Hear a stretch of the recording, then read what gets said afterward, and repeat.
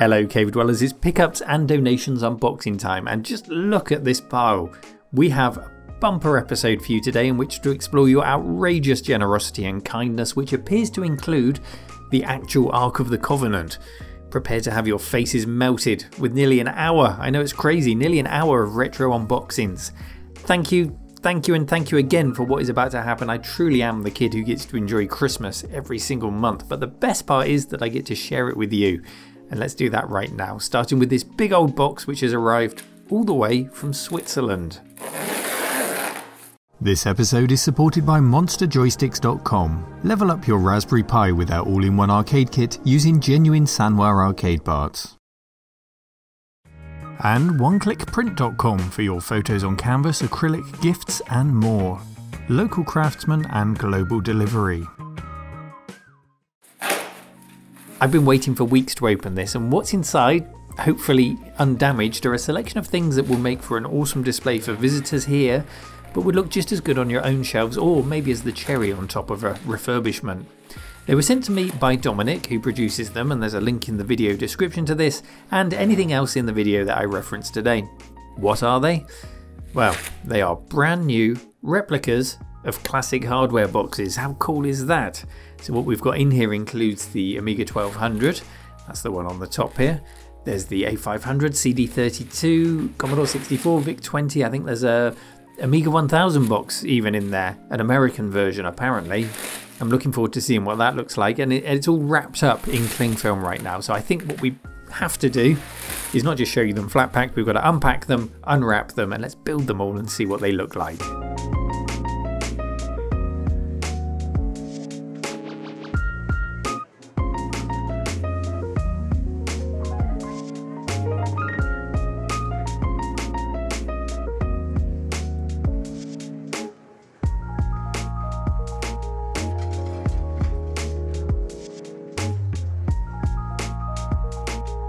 Welcome to my computer shop, selling all the latest and greatest Commodore products. See anything you like? These really are really lovingly reproduced by Dominic. He's put a lot of effort into them, I can see. I think the CD32 is probably my favourite in terms of authenticity of the print quality and the box design. I mean, they're all authentic looking, but that one just really stands out for me as being especially nice. What they don't include is the poly inserts where they originally existed.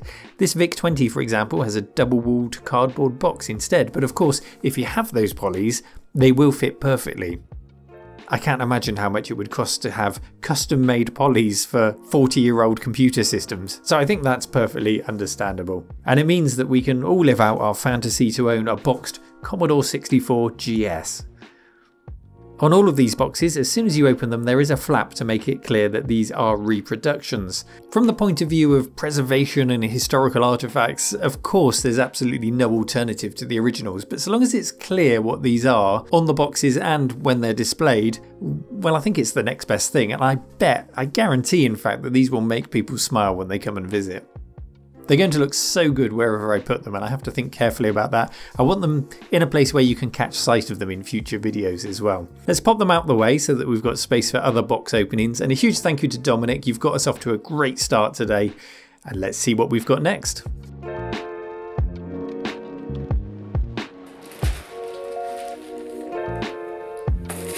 A quick eBay item that I bought next, and no, it's not Star Wars Domino Express, as much as I'd love to play that. It's actually a box of ST Amiga format magazines for the library, some of which I already have and you've seen them on previous unboxings, but I just like these ones because they still have that cover disc flap.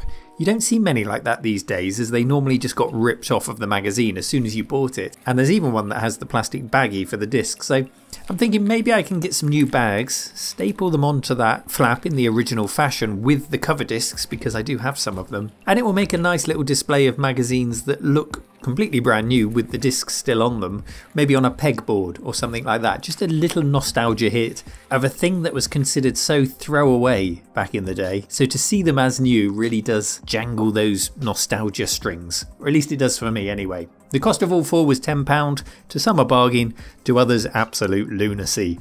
Such is our hobby. On to the next thing.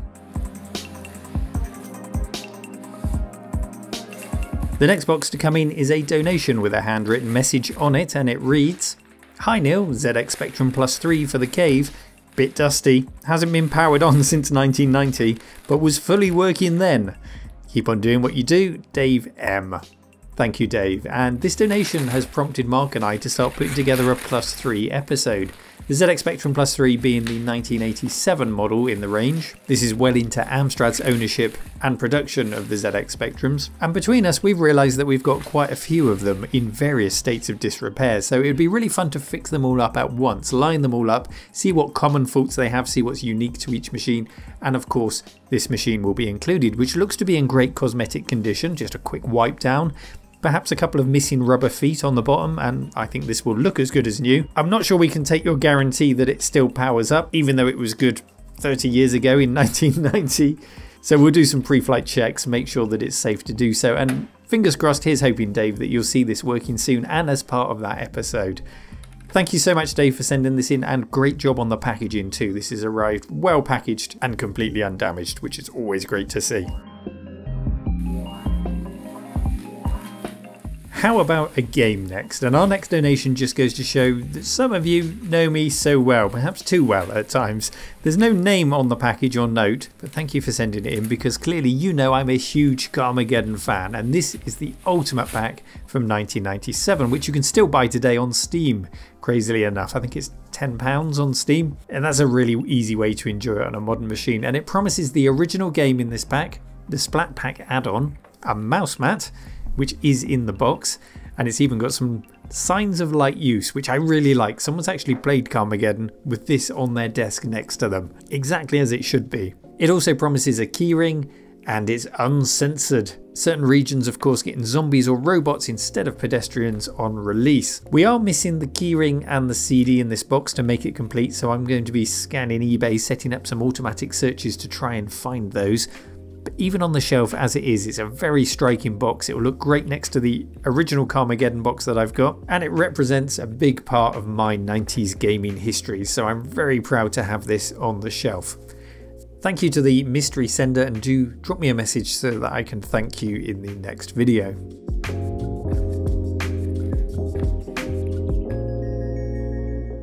A quick question for you now. If you designed a joystick, what would you call it? Super Blaster, Super Power Stick, Super Excitement, or Super Bored?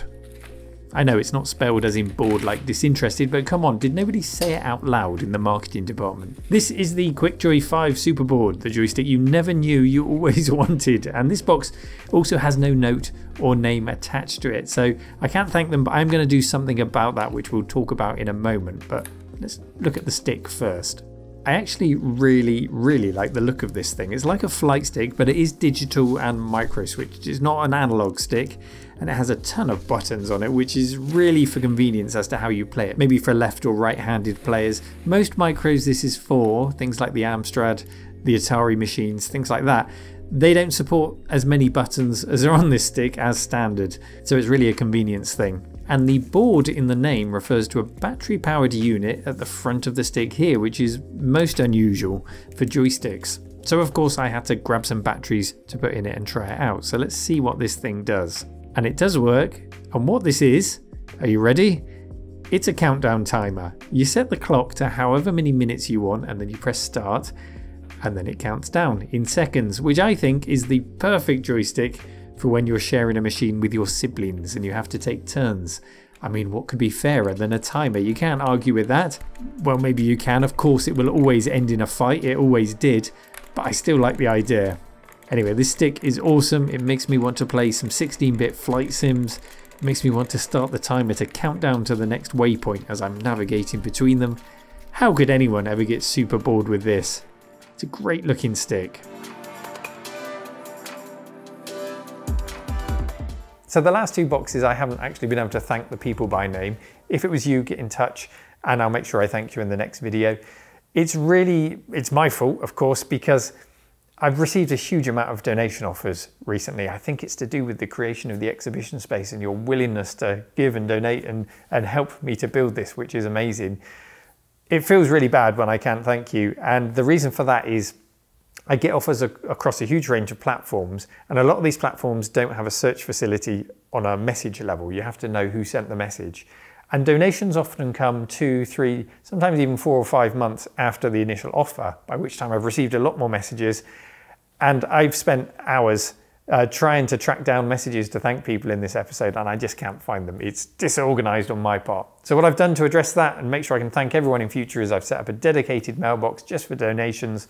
Anyone contacts me on any platform, I'll direct them to that. And then I know I can search the messages and I can find who sent what. That's my fix for the problem. I should have done it sooner, but I was really taken by surprise by the more recent influx of donation offers. So thank you everyone for that. And let's get on with the next unboxing. Our next package comes with a postcard, Floral Greetings from St Anne's on Sea. Only it's not. It's from Mark in Manchester, but he grew up in St Anne's, where he says he has fond memories of arcades on the pier and hopes the included items are useful for this new internet thing. Intriguing. There are a couple of items in the box, and the first isn't internet related. It's a Sega Power Sausage. What this is a power pack for your Game Gear to extend the life of the handheld, complete with a handy belt clip so you can look really cool with that clipped into your Bermuda shorts while you game. I'm sure there's lots of other power efficient modern alternatives these days if you want to add battery power to your Game Gear, but for display purposes, the peripherals and the add-ons, they're all part and parcel of the system, so it's nice to have them. And Mark also kindly included a recap kit for the Game Gear, so I guess I'd better fix one up soon as I've got all the bits for it.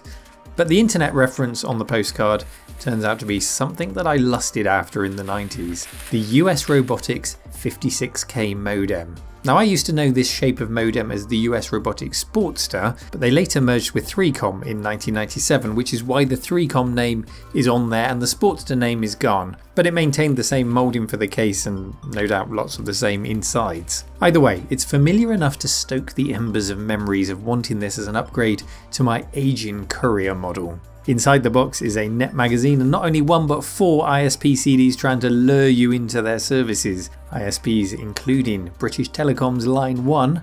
There's also AOL, of course, there's always AOL, and the CD is missing from that pack, so this was either the chosen one or a coffee coaster, more likely the latter. CompuServe is untouched and intact save for a rip on the front, and Virgin Net also here. Stop laughing at the back please. And then we get onto the modem itself. Like I said, the mould was used a lot, not just on the 56K models but also slower models, so it's been around for a long time. It was a super reliable modem, great bit of hardware, in home and in server rooms from my experience, and it really does deserve its place as an icon in those early World Wide Web days. And being boxed, well, that's a great bonus. I think people will really enjoy seeing this. So thank you very much, Mark.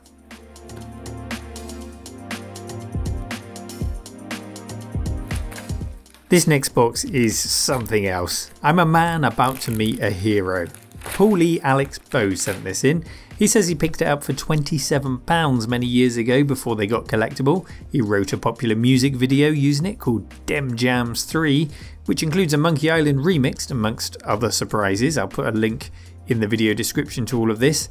His band is called Elmo Sex Whistle and has a logo that looks like Elmo from Sesame Street in the shape of a whistle.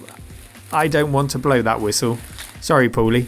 And he goes on to say, as I paid so little for it and barely use it, it feels right that this should go to you so that as many people as possible can enjoy it. Finally, can you please give a shout out to Arcade Dreams team? We are working hard to create a multi-part documentary on the history of arcades covering 100 years. Shout out to the Arcade Dreams team. And here it is.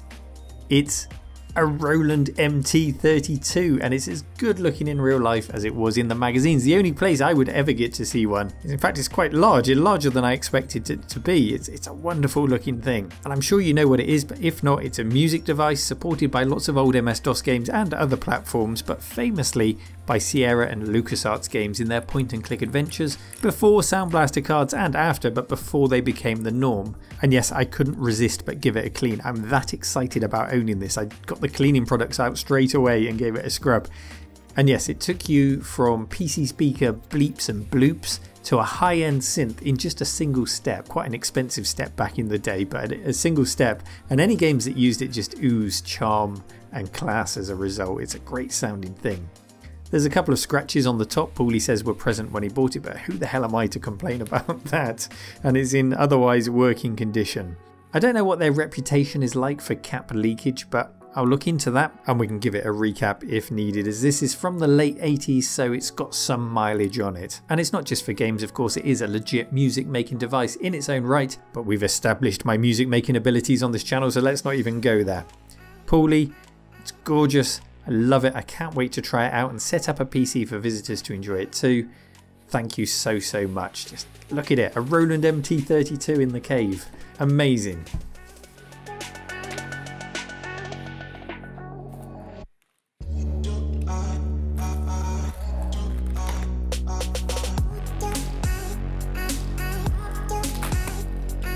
What the hell is going to happen with the next box? So much great stuff coming in today. This box is not a 27-inch IPS monitor as it says, but a retro donation from Chris Nutt. Thank you, Chris. It was his sister's computer, the letter says, passed on to him some years ago, and there are also some bonus items in there. He says that I hope you get to use some baking soda for fluffy muffins soon. And yes, it's been too long since we did that, so we must do that soon. What we have here is not only another incredible donation, but it complements those reproduction boxes so well because it's a Commodore machine in the original box, and we didn't get a repro box of this model, so it fills that gap beautifully. It's the Wild, the Weird and the Wicked Amiga 600 pack sold here in the UK, and I can see Quavers Crisps mascot Curly Colin on the front of the box there as he's in one of the bundled games. Is it Pushover? I think it's Pushover that he's in. Inside the box we find some loose discs which Chris has thrown in, including Workbench 2, which is nice, and then this. This is an IDE DOM or disk on module.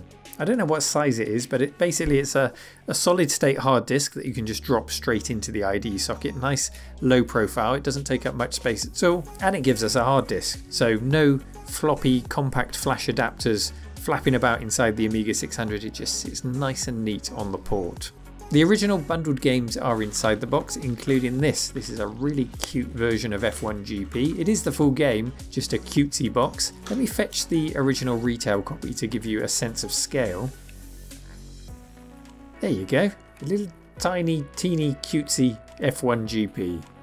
I like that.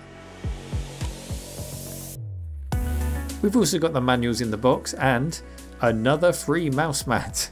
We don't see so many free mouse mats these days, or at least I don't. I guess the age of the laser mouse or perhaps tablet use has made them less of a necessity. I don't know. Bring back free mouse mats, please. I kind of miss them.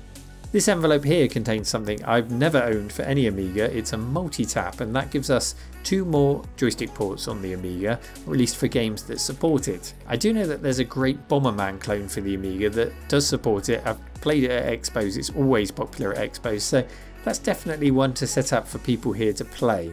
The machine itself, the Amiga 600, has a handy dust cover on it, and it's pretty minty. It's obviously been well looked after. There's no yellow in.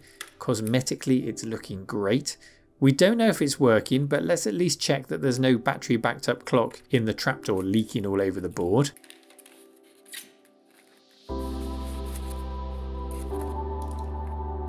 There is something in here. And there's no battery on it, thankfully. This is a lovely addition. This is a Marpet MOP602A. That's a 1 meg chip RAM expansion. Period authentic, this is not a modern expansion. So if we throw in the DOM for our hard disk, we've got that extra chip RAM. It's a tidy little Amiga. Very nice indeed. Let's put that back inside. And as the cleaning kit was out for the MT32, I thought let's clean up the mouse ball gunk off of the mouse pad. You know that weird black mouse booger stuff that would build up? Yeah, that. Let's clean that off. There we go. All clean. Thank you, Chris, for this wonderful donation of your sister's machine. I hope she knows about it.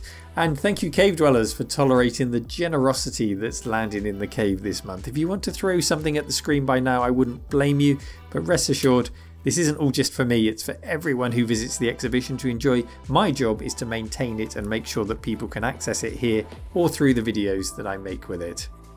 Now, on to the next box. I'll just mention this one briefly. I bulk bought a load of PlayStation 2 games this month because you can get them for 50 pence to £1 each at the moment, even less in bulk. They seem so out of favour that I've been collecting them for a couple of years now, very cheaply in charity shops as I see them, and I couldn't resist this job lot. However, the danger of buying in bulk is sports games like FIFA and Tiger Woods, so this wasn't quite as big a bargain as I was hoping for, but still a good selection for the collection. Common sports games on the bottom row, games I want to play in the top. So I'll pass the unwanted games onto a charity shop. I paid £40 for the lot. There's certainly £40 of entertainment in there regardless. And I'm sure the PS2 nostalgia will creep up soon, and I'll be thankful I got these while I could afford them.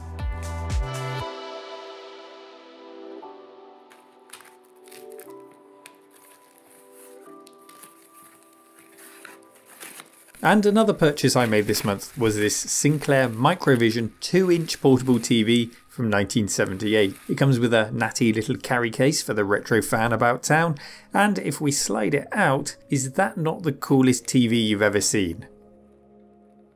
I mean, you'll go blind trying to watch it, but boy did Clive Sinclair want to deliver us a portable TV in 1978. CRT, of course, such was the technology of the time, which will account for some of its quite substantial length given the size of the screen itself, and a retractable aerial to find a signal. I'm happy with the condition of this given that it's over 40 years old, and the little stand underneath is even intact. I was really scared unfurling this that the plastics might be brittle and it might break, but it's all in good condition.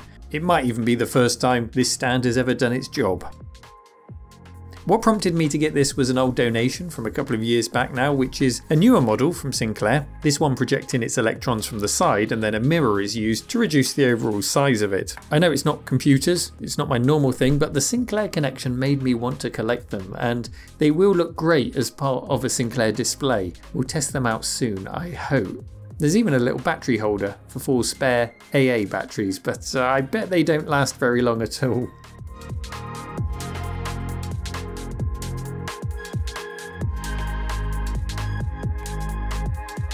Back to your donations now, and this next one has really intrigued me. If obscure consoles are your thing, then take a look at this. It's from 1984 and was released in Japan with a limited European release, specifically in France, and it's an 8-bit console competing with the Nintendo, NES and others of that generation. The system includes 8 games and 2 joysticks which are wired into the case, no joystick ports here, so hopefully they work, or they'll need to be repaired in situ, as well as a fleshy keypad. And a quick look at the games for this thing on YouTube really quite surprised me. It does seem to hold its own, and we've got some nice games included. Miner 2049er I recognise, that's a classic on other systems, so I hope it's good on this one too. Although this game, Milky Princess, I'm not sure I even want to know about that one. It looks like the joysticks pack away into the case, and it appears that there is a lid that should go on top of that, so we're missing that, and I'll be keeping my eyes peeled for a replacement and expect to see this on the channel soon. It was sent in by my friend Johnny from YouTube channel Re-Enthused, who sent me some goodies from his channel as well, so thank you very much Johnny. And he has played this console on his channel as well as lots of other really rare systems which he imports over from Japan, so it's worth checking him out. Thanks Johnny for the console, for the games and for Milky Princess.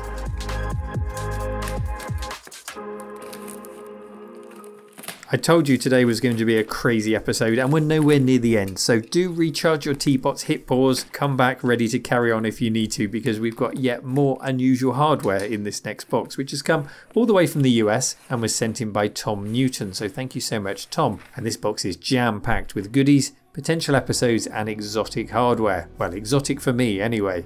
First out is an envelope of cartridges. Now these look like ColecoVision games, and Tom has used cleaning cloths as packing material. Is Tom trying to tell me something, I wonder? Does he want me to clean what's inside?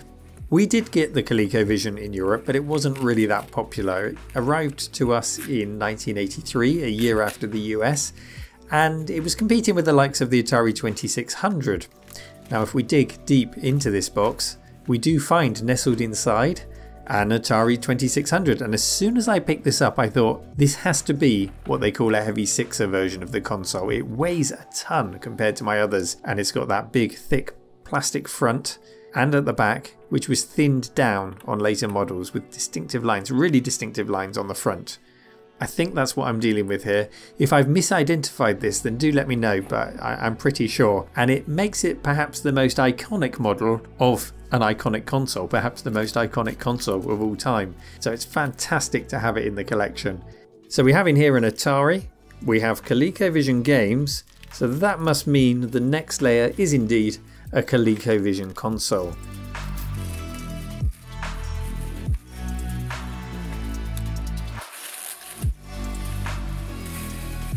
It's a little bit grubby, we know how to fix that. It's a little bit bashed up, something is rattling, and that seems to be coming from the joystick, but we can probably fix that up too. And also we can find a joystick for player 2, I hope. But it's all looking good, the stickers look good. There are no bits of plastic broken off or missing, just a little bit grubby, and we can certainly sort all of that out. And Tom requests in his email that he'd like to see it RGB modded instead of using the RF signal. So I'll certainly look into that, Tom. It would be nice to get that up and working.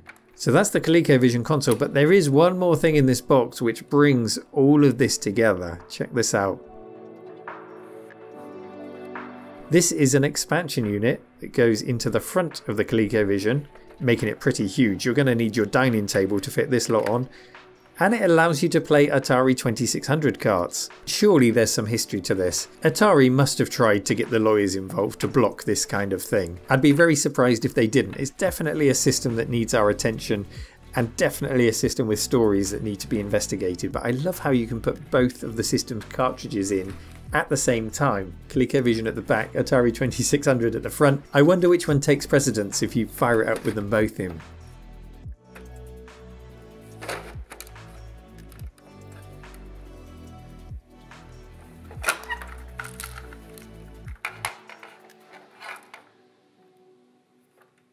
And we'll have no problem cleaning any of this up because cloths.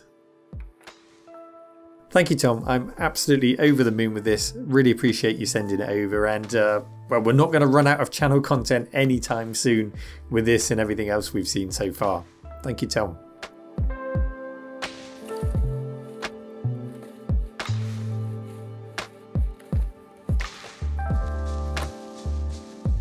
This next box comes courtesy of Paul Joliffe, and it's officially the start of an Atari ST Games collection, something that's in quite short supply at the Cave.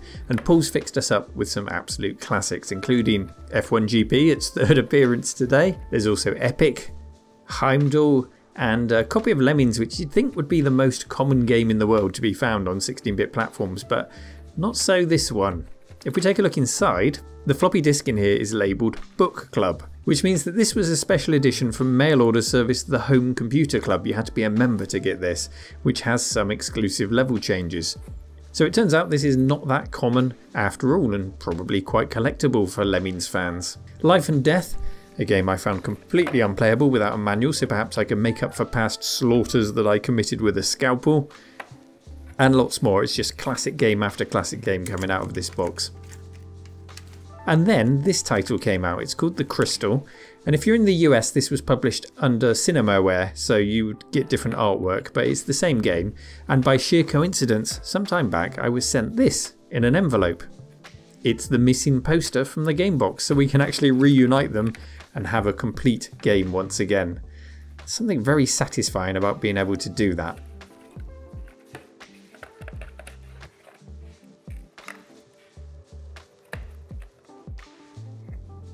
Dragon's Breath, never played it, but it always intrigued me. It's also known as Dragon Lord, and it's a fantasy strategy game, and like others, it's a reminder of the transition from 8 to 16-bit, with boxes like this catering to both cassette tapes and also discs. I won't read through all the titles, but you can see it's a lovely Atari ST spread on the table here. Thank you, Paul. All we need now is an Atari ST set up and working.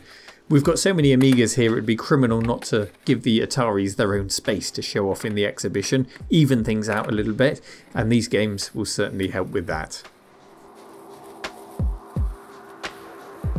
A quick thank you to Retro Rewind. This unexpected goodie box turned up. They sent this over. It includes a t-shirt and some snacks from the US, which made me realise I haven't actually had bubblegum since I was at school.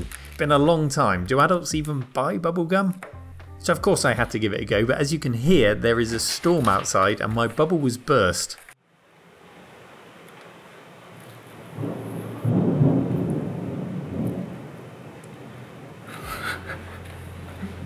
I gave it my best shot. Thanks to Frank at retrorewind.ca for sending that over. Kai Robinson sent the next item over, and this is a great potential project, designed and produced by Kai himself. This is the Macintosh SE Reloaded board, a brand new recreation of the Mac SE boards which are so often battery damaged. And this is a tried and tested one. We've got a revision 1.5 of his board here, so all the bugs have been squashed and will only have my soldering skills to blame if it doesn't work. There's even a little message here on the board for us. Hello Kai.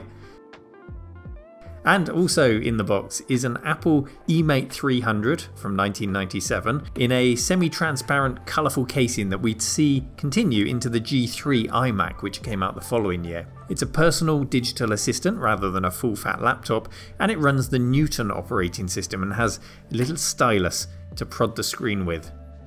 And that's even got its little holder on the side.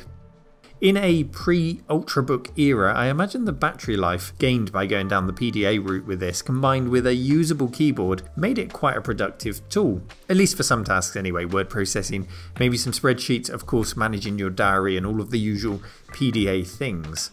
Granted, it does look a little bit like a child's toy, maybe something produced by VTech or one of those similar companies, but being Apple, I'm sure it didn't come with the price tag of one. I also found some chips and an oscillator in the box, and some really useful items to get us started on building the board, and some memory module PCBs too. So now I'm on the lookout for a suitably damaged Macintosh SE that we can resurrect with this, something that's beyond repair, completely battery damaged. Of course we want the CRT element of it still working, so that we can just swap the board out, build the new board, and hopefully have a working Macintosh SE as a result.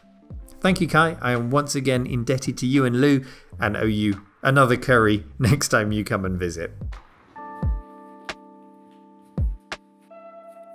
This box here comes from cave dweller John McCluskey, and it's a real piece of British micro history. Before you fast forward, yes, I know we unboxed a ZX81 in the last unboxing video, so you're probably asking why another? Well, this one is a bit special. Before we crack that box open, there's an extra box included, and you can see that this contains a 16K memory pack.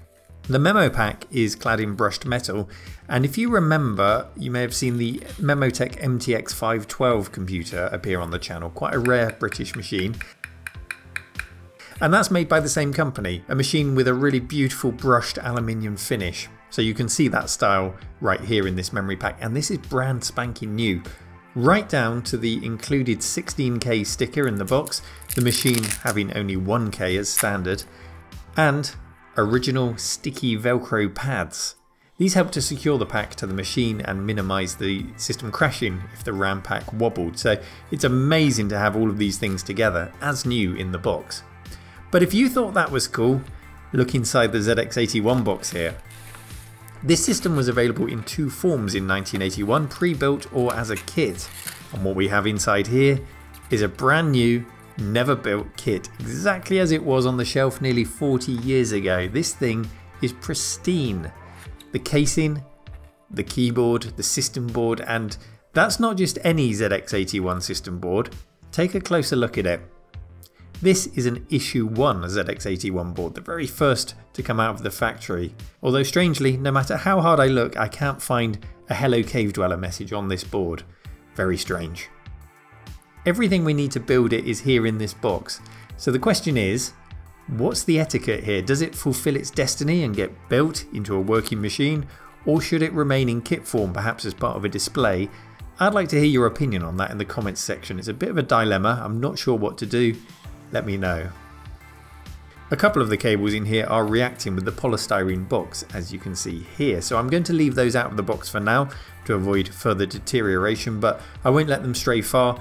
This all has to stay complete as new and together. So John, thank you so much for considering me for such a historic piece in the first place, and thank you for sending it to me. It will be taken good care of here, I can assure you.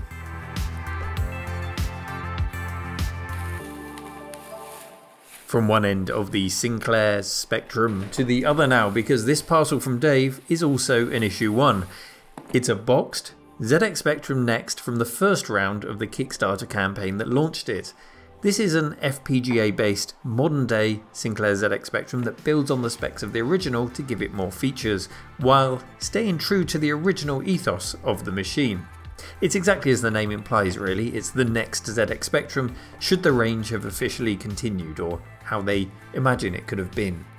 And I did back this myself, but I backed the second round of crowdfunding, which means I'll receive a later model when they're produced. Put this on a table with the Mister, with the Vampire, with the Omni, the C64, the Pi Storm, and we've got a hell of a display of hands-on modern retro solutions.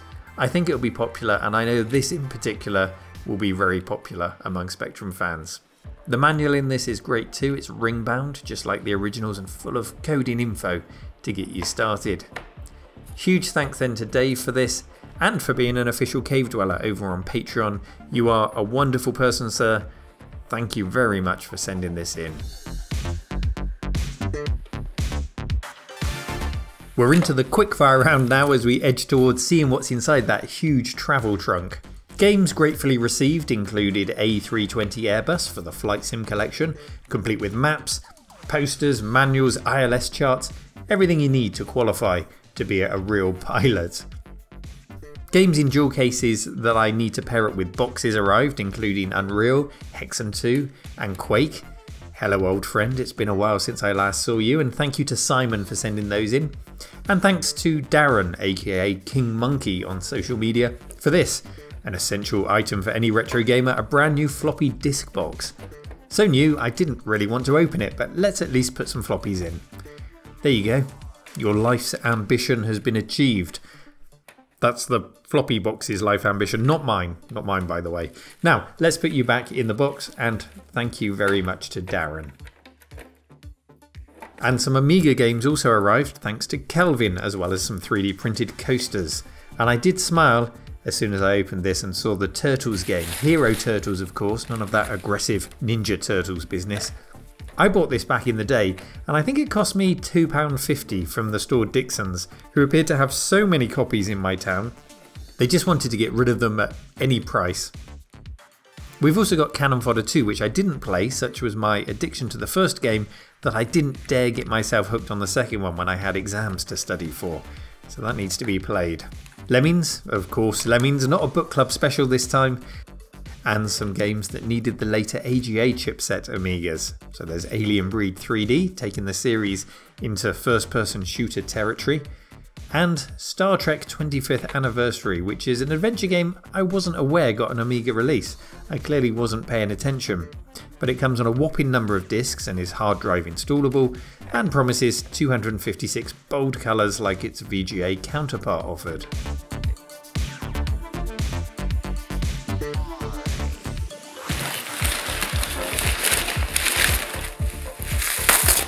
This parcel arrived from my friend, YouTuber and doppelganger Dan from Retro Recollections, and it's a Sega Mega Drive.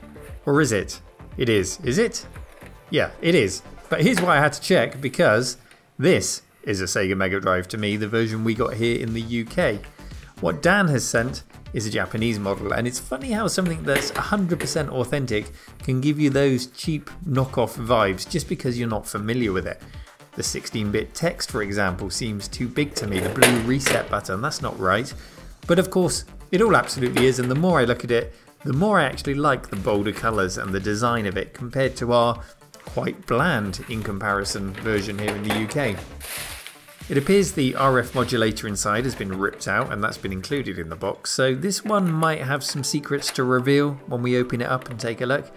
And I'll have to get some Japanese exclusive games to pair up with it for people to play. Thank you very much Dan for sending this in. A link to his channel will be included with all the other links in the video description. It's well worth a visit, especially if you want to see a better looking version of me.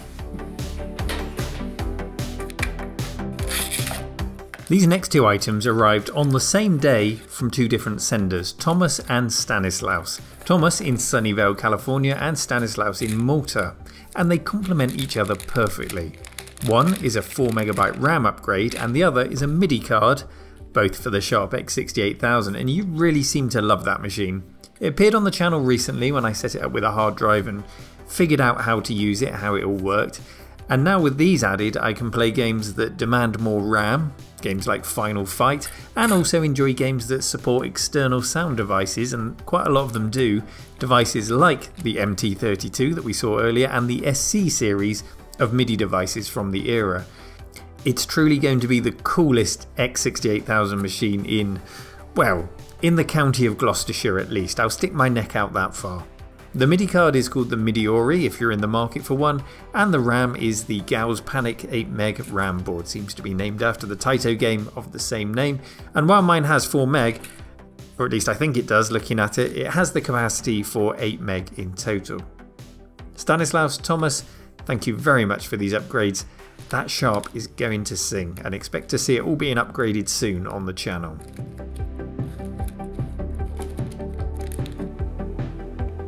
And so, to the huge box we saw at the start of the episode. I expect you want to know what's inside, but I'm afraid we've run out of time. I'm just kidding, Of course we're going to open it. This comes from Jeff, and it contains a machine and accessories dating back to 1981, and this machine means business.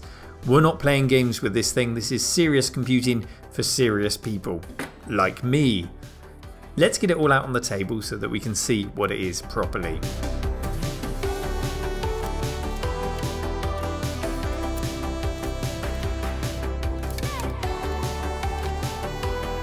If you hadn't guessed already, it is indeed a Sharp MZ80B.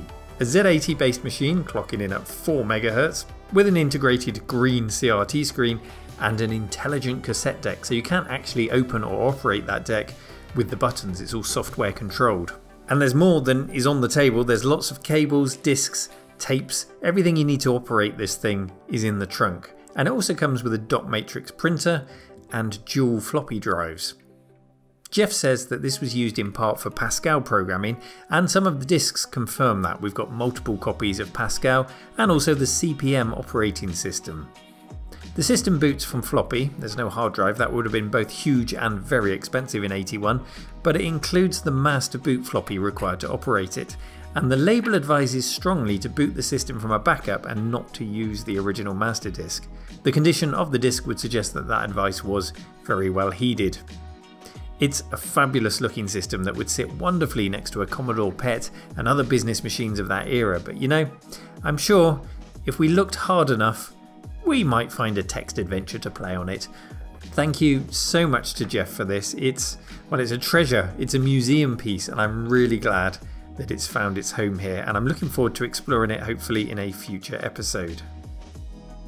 So what can I say about today's episode? The outpouring of generosity has been incredible. I was totally unprepared for it, and this surge of donations lately seems to be as a result of the exhibition space that I'm building. Lots of you mention it when you contact me, and I think you're seeing it as a home that you'd like to see your old systems retire to, and the fact that other people will get to see it rather than it just living in your loft or your garage seems to be very attractive. That's the message I'm getting from you all. And I am, of course, very happy to provide that service and to be the custodian of these tech artifacts for future generations. Thank you everyone for your kindness. Believe it or not, this isn't absolutely everything that was sent in. There are still some other things that will perhaps roll over into next month, or I've got earmarked for dedicated episodes and I don't want to spoil the surprise for you, so don't think I don't appreciate it if you sent it in and it's not been shown. As always, thank you for watching, and until next time, take care. Bye bye.